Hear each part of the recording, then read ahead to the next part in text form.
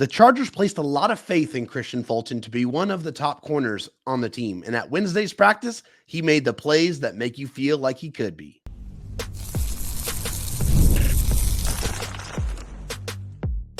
You are Locked On Chargers, your daily podcast on the Los Angeles Chargers. Part of the Locked On Podcast Network, your team every day. What's up, and welcome into the Locked On Chargers podcast. I'm your host, David Droegemeier, and I've been covering the Chargers for 9 seasons, but this is my 7th year as the host of the Locked On Chargers podcast, bringing you your team every day.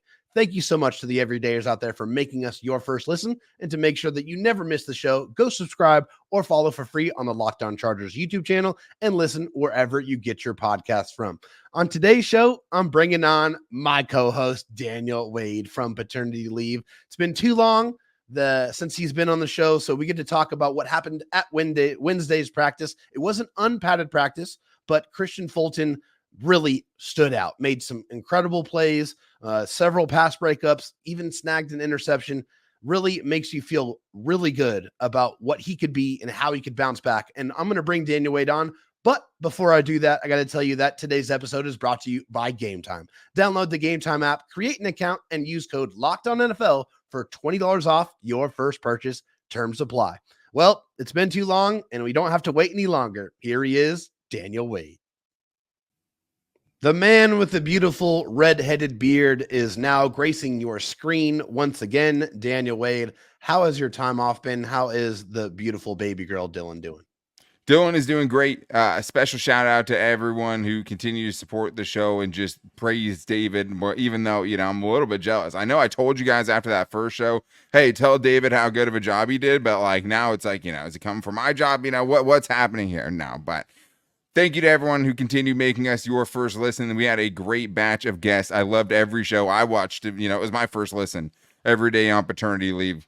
Great time with little Dylan, of course, but happy to be back. I should be the special guest potentially another day this week too, whatever day that could be. And then next week, paternity leave is over. I will be back every day of the week. And I'm just, bubbling over with takes because it's the longest I've ever been away from a microphone talking Chargers football since we took over this show, 7 seasons ago.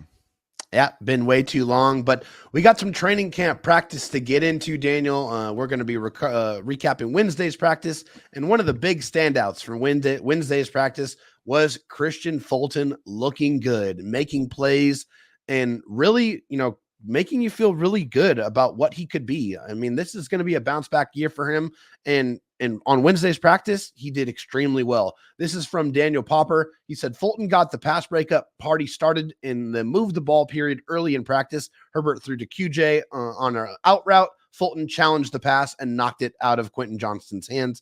Later in practice, Fulton had 2 more pass breakups during the 2-minute drill. Herbert tried to hit Johnston on another out route, and Fulton jumped the route and nearly picked the ball off. So he's making a lot of plays. And with Kristian Fulton, we know that this is a bounce back year for him, Daniel. He's probably trying to rebuild some of his value. It's a contract year. He only signed a 1-year deal. So he needs to come out and stack days and make plays. And on Wednesday's practice, that's exactly what happened. Yeah, and they need that to happen for this defense to do what they want to do and really turn things around. I think you really have to have 2 very dependable corners on the outside, and they made it so he didn't really have much competition there. So they really kind of needed him to be that. It's nice to see that coming together, especially after, you're seeing training camp from clips for the most part, right? So you see a video of Quentin Johnston dropping a deep ball and you realize, hey, he's beating Kristian Fulton on that play. And I remember Brian Rick, one of the best followers on Chargers Twitter, saying, I don't know if I should be more bad about, Quentin Johnston dropping the ball or beating Kristian Fulton. And I think it's one of those things where it's you have to think about the competition he's going against too, right? 3 pass breakups is crazy. That's a really, really good practice. That's not easy to do. 2 of them against Quentin Johnston, obviously, but at the same time, be a lot worse if you didn't see this guy who's, one of your top 2 corners making plays against a very questionable wide receiver room. So it works both ways. It's great to see that. I mean, what it would mean for this defense if he really could have a huge bounce back. I mean, it's super important, and I think he can. He has the skills to do it. So to see it starting to trend in that direction and him starting to take over, I mean, I know an earlier day in training camp, Daniel Popper said he shut down DJ Chark in a move the ball period where the defense had a third down and he's the one that got the big stop. So he's been making plays intermittently. It felt like it all kind of came together for him on Wednesday.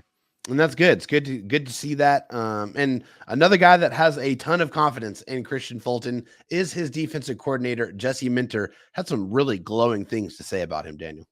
Yeah, he did. And I thought the most interesting thing was just him basically saying, like, to a guy on in a prove it year, you know, be careful trying to prove everyone wrong. And he said, I'm confident that he will perform well this year. And I know he's got, I don't even know if it's a chip. He's got a boulder on his shoulder and he really wants to prove to people. Like, I was just like, prove us right. You know, don't worry about proving everybody wrong. We believe in you. We have a lot of confidence in him to play well this year. And he's on a great track to do that right now. I think that's important too, because I think when you're trying to do too much, you know, when you're coming in the league as a second round pick, right? Someone who's expected to start right away, that can get to you. The nice thing is, obviously, we've seen him play at a pretty high level, but I did think that it was interesting that Jesse Minter also said he's practicing like we thought he would be, basically saying like, hey, this is a guy that we saw as a potential opportunity to find value and get a starting level corner on the cheap. And he's saying he's practicing like he's exactly that. And when you're talking about his backups being Dean Leonard and potentially Cam Hart, a rookie and a former 7th round pick, you kind of need him to do this and still hope those other guys can be great depth for you.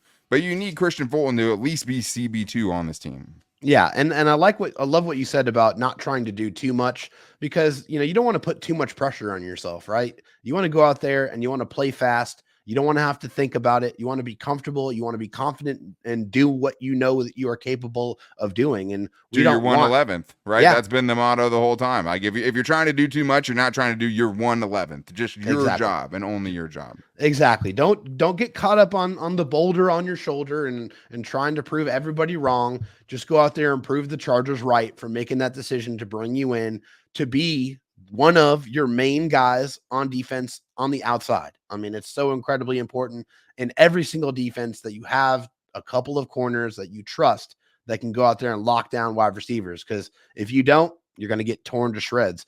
The one thing I do know is that Kristian Fulton is very, very confident in himself. And this is what he had to say. I just want to prove that I'm a top corner in this league. It's just going to show up come game day. But right now, I'm just focused on proving it every day to the coaches, my teammates, and that they can trust me to go out there and be that.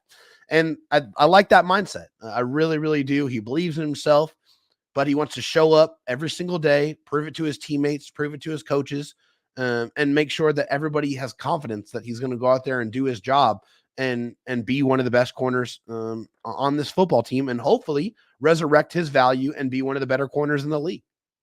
Yeah, I mean, financially speaking, he has all the incentive to have his best season in 2024. He got to the end of his rookie contract, and when he did, the offers that he was hoping would be there just weren't there. And he has already spoken publicly a couple of times about just the setting that he was in Tennessee and whether that was a great setting, and he made it seem like it wasn't. And you've also heard other coaches and staff say, you know, even Joe Ortiz basically saying, like, we think this is a guy that's actually been hampered by injuries, and that's actually what's led to the play being poor, not the other way around, right? Like, so I think when you look at him, you have to hope, hey, a change of scenery really can do something for you. Getting in the right scheme really can do something for you. And he talked about how he loves what Jesse Minter's scheme is and has said what all the other players have said, where it's just like, he makes it so we know what's going on. He's having him, you know, play outside. He's having him play in the slot. He's having him learn all these different positions in the secondary so that everyone's getting to a comfort level that I just don't know if we ever saw under Brandon Staley. So I think for Kristian Fulton to, you know, leave the Titans, come to this situation, to be a starter right away and to have that on him and to be responding this way, I think is only positive. It absolutely is. And it's very, very important. Another group that's exceptionally important for the success of this defense is the safety group. And one of the guys from last year, undrafted free agent AJ Finley, seems like he's starting to separate. Maybe he might be that third safety on the football field when Derwin James gets down and moves into the slot. And we're going to get into his big practice and more on today's Locked On Chargers podcast. But first, I got to tell you guys about GameTime. GameTime is an authorized ticket marketplace of Major League Baseball, which makes getting tickets faster and easier. Prices on the GameTime app actually go down the closer it gets to first pitch. With killer last-minute deals, all-in prices, views from your seat, and their lowest price guarantee, GameTime takes the guesswork out of buying MLB tickets. You can get zone deals where you save even more when you choose a section and let GameTime choose the seats. They have all-in pricing, which toggling this feature shows the total upfront with no surprise fees at checkout. One of my favorite things about GameTime is you get a panoramic view from your seat in the app before you buy. Take the guesswork out of buying tickets with GameTime. Download the GameTime app, create an account, and use code LOCKEDONNFL for $20 off your first purchase. Terms apply. Again, create an account, redeem code LOCKEDONNFL for $20 off. Download the GameTime app today. Last minute tickets, lowest price, guaranteed. All right, we are back here on today's episode of the Locked On Chargers podcast with my co-host Daniel Wade here. Thank you so much to the everydayers out there for making us your first listen. Truly, truly appreciate that. And we got to get into AJ Finley, Daniel. AJ Finley. I don't know if that was the first name to roll off your lips thinking about this, safety 3 competition. We knew that there was going to be a lot of guys that were going to be fighting for that spot, trying to take it.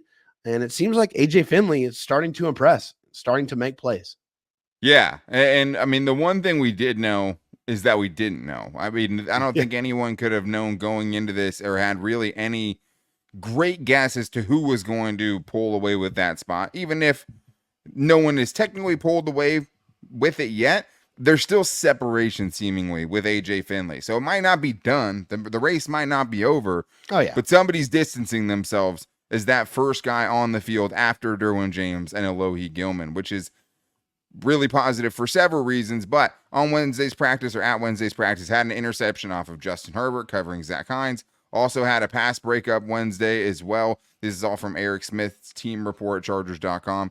That's great to see. This was also very interesting from Daniel Popper's article from his training camp day 7 recap. He said that not only, is AJ Finley the guy that comes on the field when they move Derwin James into the slot, but with Alohi Gilman out for the birth of his child, it was AJ Finley that was lining up next to Derwin James as the starting safeties with the first team defense. So Jesse Minter has said it's still an open competition. He said that in his press conference, but it does feel like even though it's still open, there is a leader in the clubhouse right now.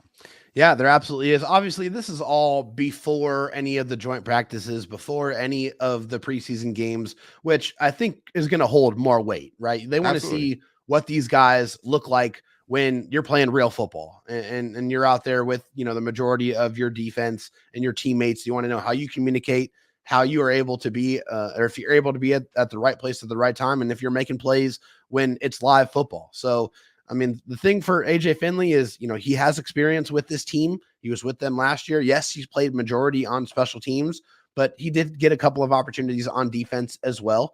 When AJ, was out there on the field, he was making plays, and Jesse Minter definitely noticed it. He said AJ is a guy that guys have confidence in. He's made some plays in practice. He communicates well, and he has a comfort out there. And he also mentioned some decent things about some of the other guys that are vying for that spot. He said JT flashes too, that he can make plays. He can use his athleticism, use his length. And Tony Jefferson is pushing both of those guys, trying to make his mark, trying to keep going, trying to get into football after he's been out for a while.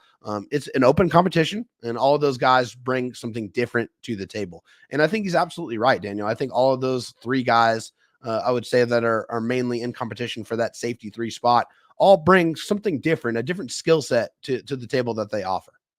Absolutely, they do. And I think it's just, even though that's the case, because he says they all have their strengths and they all have their weaknesses, are you playable? That's what it's going to come down to the most, because it's like you could be looking for certain things. Maybe there are certain packages, with JT Woods talking about his length and his tools and using all of those things well, right? That's great.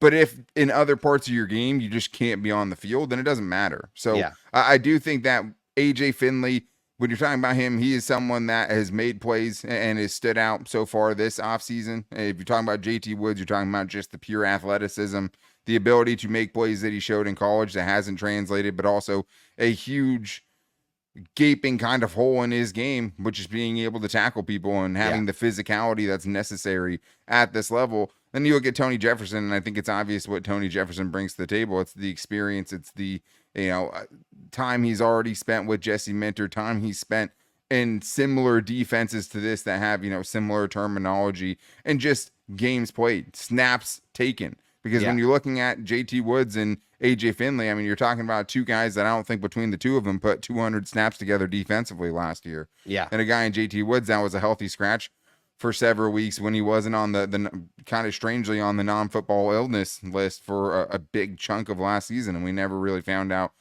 why that was. It's his business, but it was a strange thing. So it's hard to have a lot of confidence in JT Woods right now, because I think when you're looking at that, it would have even really still been hard to say at this point, with the lack of competition around JT Woods, that the former 3rd round pick was going to be the favorite to be the 3rd best safety on this team. So like we've talked about every offseason since JT Woods has joined this team, he's going to have to be able to tackle, and he's not going to be able to show that, like you talked about before, until the pads come on. But I'm always interested to see what JT Woods can do. But I think even though it's still an open competition, if they're putting AJ Finley out there first, even though it doesn't mean he's won the job, it means Tony Jefferson and JT Woods have work to do. And like Tony Jefferson, they're saying, hey, I think we're really starting to see him get back to what I think he can be. Like, that's not good news for JT Woods. No. Maybe it's not good news for AJ Finley too, and his chances of being that 3rd safety. But it feels like if AJ Finley's already here, he has to drop a couple of rungs, right, to get dropped from this team. And it feels like even if he's not that next guy, he's at least kind of solidifying his roster spot at the very least. I agree. And I mean, like I mentioned before, the preseason games are going to be extremely important for these guys.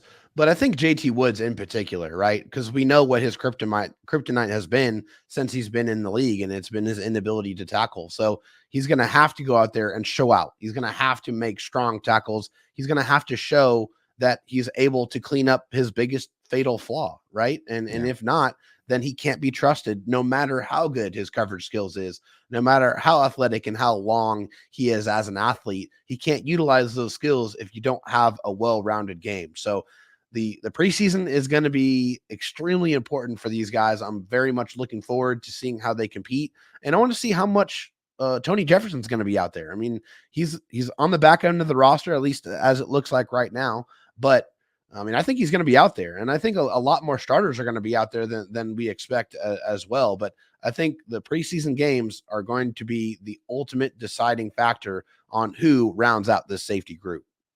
Absolutely. And I also am sad that I missed the day that Daniel Popper was talking about the Chargers running live reps at practice and saying, hey, you're tackling this dude to the ground on this play, which mind-boggling to me. I've never seen that. Never heard about that, at least at the NFL level. And then you have, Chris Rumph coming the next day saying the Ravens practice is even more competitive and got off to an even hotter start than the practices of the Chargers using their kind of glide theory. But just felt like it was an overall good day for the secondary. Daniel Popper said 11 total pass breakups. You have Jesse Minter out here saying, hey, I felt like the guys looked the most comfortable they've looked so far. And I think you saw some videos of Justin Herbert out there scrambling a little bit today. Yeah. And it's like, that probably is indicative of pretty good coverage as well. So, nice, right? Cam Hart, Ja Taylor also had pass breakups according to Popper. Thomas Harper had a good day, the undrafted free agent. So feels like a very defensive-centric day on Wednesday with the defense making plays. And I think when you're talking about where the most unknowns are, I think you'd say it's the defensive side. So I think that's really good news. And I think for the offense, most of the things we're really hoping to see from them, they can't really prove right now anyways. Right. Yeah. The running game, right. Seeing how far along that is, you just can't really evaluate that. Maybe we'll get a better look at that when they have the joint practice on Sunday. Yeah. But a couple other guys on the defensive side that, stood out, Deon Henley, Chris Rumph getting some love from Jesse Minter. And honestly, for me, I thought Chris Rumph was gone. I thought he was a goner for sure. But after listening to what Jesse Minter had to say, I am definitely not so confident. So we're going to get into that and more on today's Locked On Chargers podcast.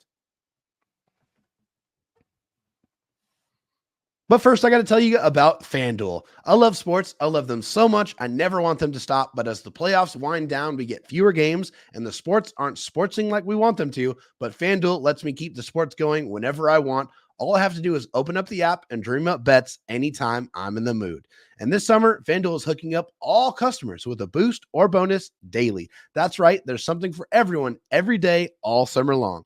It's never too early to bet on football, and you can already bet on week 1 with the Chargers squaring off against the Raiders, and the Chargers are currently 3.5-point favorites. I honestly think the Chargers are going to beat the brakes off of them, and I might take them to win by 14 or more at plus 320 odds. So head over to FanDuel.com/lockedon and start making the most out of your summer. FanDuel, official sports betting partner of Major League Baseball. All right, I'm back here with my co-host Daniel Wade from paternity leave. Always great to have Daniel back on the show. He's missed so much. There's so much to talk about, including Jesse Minter having some very nice things to say about Chris Rumph. I'm sorry, Daniel, but I'll be the first one to admit, I thought as soon as the Chargers signed Bud Dupree that Chris Rumph was a goner. I thought his spot was gone completely. There's no chance. But after listening to what Jesse Minter had to say about Chris Rumph, I am not so confident anymore. Yeah, no, I mean, I think we all thought the signing of Bud Dupree was probably a death knell for, Chris Rumph's roster spot, just because, especially considering that he was working off to the side earlier in the offseason at OTAs and stuff like that, was missing time there. And just assuming that the Chargers would keep 4 edge rushers. And the one thing we've been pretty consistent on is like, okay, the one way that Chris Rumph could make the roster is if they keep 5 edge rushers, but is Chris Rumph good enough to use an extra spot on as a 5th edge rusher? So I think that was the biggest question. But when talking about him and hearing the glowing reviews, I agree with you. It feels like he's maybe not a total lock, but a lot more safe than I thought he was, saying he's having a really good camp so far. He plays long, uses his tools really well. I think he's progressing the right way. It's great to have another guy. Stuff happens. Stuff happened here in the past with guys talking about Joey Bosa getting injured, basically. In a perfect world, all 17 games, those 4 guys are rocking. That's what we hope for. That's what we plan for. At the same time, I think Chris is a great option to give those guys some spells at times, play some depth. I know the special teams guys love him. That's the part to me that sticks out the most.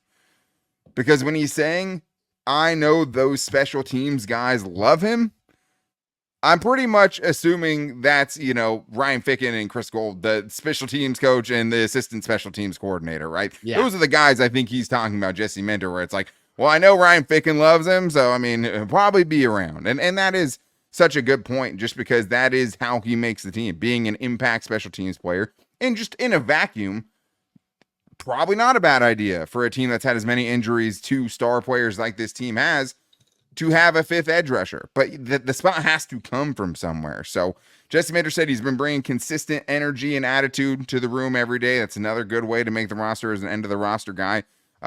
Realistically, I don't think he's getting any snaps with all those guys healthy, even though he's saying get a spell.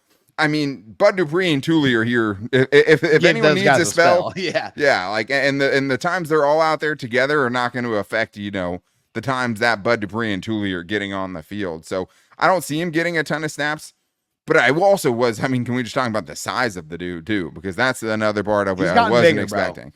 When me and you were talking about this, we were not thinking that, the string bean was going to evolve into asparagus, was going to evolve into, broccoli, or like a full-blown like stalk of celery, because that is what he is now. He looks much bigger. There's been notes from Daniel Popper of him making plays in the running game, which I think is the most important part of his game.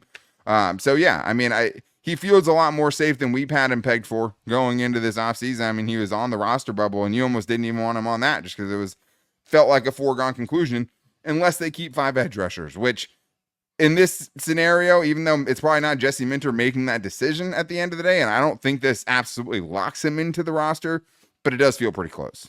It definitely does. Yeah. I like I said, I thought he was completely gone, but if he's impressing and if he's a key member of that special teams unit, then the likelihood of him being on the roster is a lot higher than I had anticipated. But another guy that we are both very excited about, Deon Henley, kind of got a little bit of a scolding from Jesse Minter today because he dropped an interception, Daniel. And we know on defense, those game-changing plays, anytime you can get the ball back to your offense, get the ball back to Justin Herbert, Justin Herbert can make magic. And when you give him a short field, he is even more deadly. And I think Jesse Minter was impressing upon Deon Henley how important that is and the rest of the team. Yeah, and I don't even necessarily think it's a Deon Henley specific point that he's making. Yeah. It just happened to be Deon Henley that was proving the point at Wednesday's practice. This is what he said. Those are the type of plays, because Deon dropped an interception. Those are the type of plays that we got to make. We had what seemed like a few today, which close. There have been a few the last couple of days. The difference in us being at one spot or up here is making those types of plays. Taking the ball away is the number one factor that we can kind of, I think, lead to our success as a team and particularly as a defense. And he said, I know he can make those plays. It's just going out there, not getting in those moments and trying to do too much. Just make the plays that come your way. Goes back to the same thing. Doing your 111th, not trying to do too much. Also, well, we'll get to it, but I think the bigger point here is as a team, that's as flawed defensively as the Chargers could be, or at least have the question marks that the Chargers have going into the season. Like, yeah, this is a team that does have to take the ball away. Like, 10 turnovers or takeaways this season could be the difference of the Chargers, being the 25th ranked defense or 23rd ranked defense, and then being like the 10th or 11th ranked defense. Like that's as simple as it is. Like, this is a team that's going to have to feast off the great pass rush, the elite pass rush that they put together, and really cover up, some question marks they have in the secondary. But it is also a defense, David, that cannot afford to miss the plays that they're given. If they're given these opportunities to change the game, get the ball back into Justin Herbert's hands, this is not a defense that's good enough to kind of overcome those situations to me. And if Deon Henley's in those, is on the field and he's playing the majority of the snaps and he foregoes those opportunities too many times, then there's a young rookie linebacker that's hungry to get on the football field that may take his spot. Obviously, I think Junior Colson's more of a Mike linebacker, but you never know how they're going to mix that up. And I am a huge fan of Deon Henley, and I can't wait to see him on the field because he is athletically gifted, as Jesse Minter put it.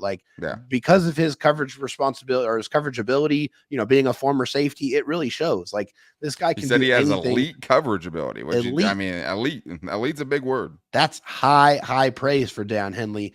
But I see it. We saw it last year in the short amount of snaps that he was able to get.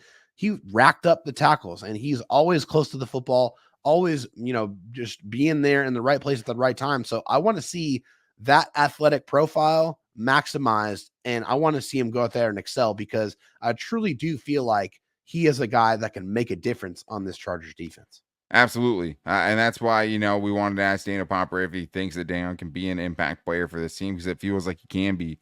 And when you hear Jesse Minter talking about Denzel Perryman, it feels like it's a foregone conclusion that Denzel Perryman will be a starter week 1. That's my hunch. That's me reading between the lines. That's me factoring in the Junior Colson of it all.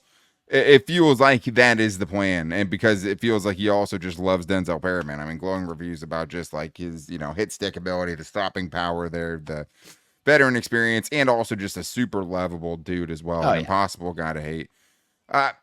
He wouldn't commit to Deon and Denzel being the starters. That's what it feels like at this point. The almost plays, though, it's something this team can't really afford to do. But I do want to, what I was going to bring up before, is I haven't been on since we had the video come out of Chargers training camp. If you haven't seen it, it was Deon Henley covering Willdley at practice. Justin Herbert fits a very tight window throw into Willdley. Deon and Willdley end up getting a little tangled up, kind of throws Willdley on the ground. Willdley gets up, throws the ball at Deon Henley. Deon Henley very impressively catches it one-handed in one motion, throws it back at Willdley. But the best part of all of it had nothing to do with either one of those guys. It was Justin Herbert seeing what was happening, pointing at Deon Henley and going, yeah. And I'm like, and it's like, I'm watching a video of somebody in the stands. I don't remember whose video it was, but I'm like, is that Justin Herbert? Justin Herbert's out there talking that talk.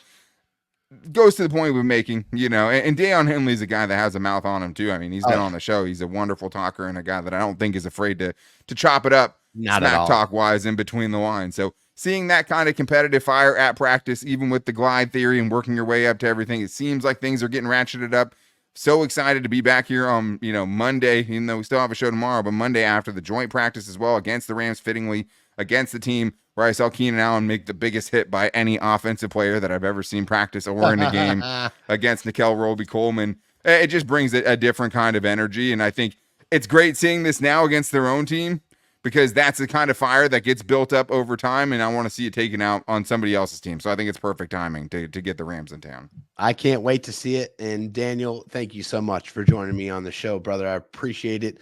I was very happy to have you back, and I'm even happier to say that we'll have you back on tomorrow. Yeah, we'll see. I mean, special guest. Yeah. No, I mean, that was so cool. Super happy to be back. I will be special guesting tomorrow. And then after that, paternity leave is over. Cares about the baby. I'll be back here every day throughout probably the rest of the entire season. So, thank you to everyone who made me feel bad about being gone and telling David how good he was at everything. Maybe I'll just leave forever. No, but very excited to be back. Just such a fun time to be a Chargers fan. So much hope right now. So can't wait to get into the rest of this. Can't wait to get to preseason, because we're at the point where right now I would run through a brick wall to watch a preseason game, which only happens when football is not happening, basically.